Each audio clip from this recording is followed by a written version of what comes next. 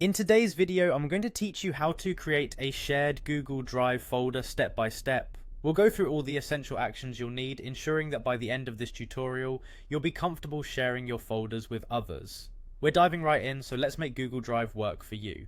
First things first, navigate over to your Google Drive homepage.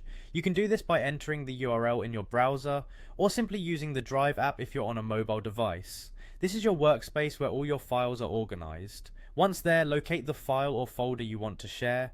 Clicking on it will highlight the item. You'll notice 3 vertical dots appearing on the right hand side. This is more options, and you'll want to click here.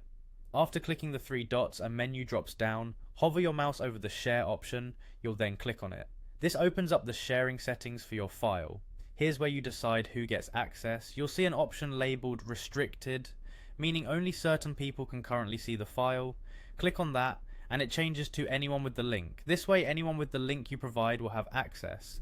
Now it's time to add specific people who you'd like to collaborate with directly.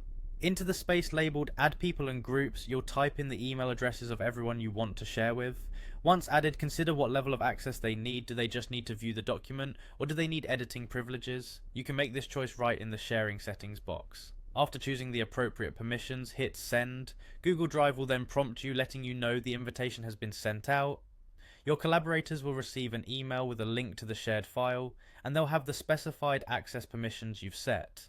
To manage any existing shared files, head back to the Google Drive home and find your shared document. Highlight it and once again click on share for an overview of who currently has access. If needed, you can adjust permissions here, clicking on viewer or editor depending on what tasks the person will perform. As a final step, ensure everything is set correctly for each person you're sharing with.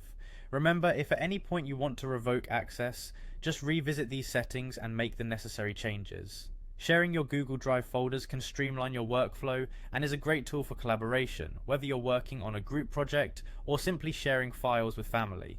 So, there you have it, you're now equipped to create and manage shared Google Drive folders efficiently. Thanks for joining me today and happy collaborating.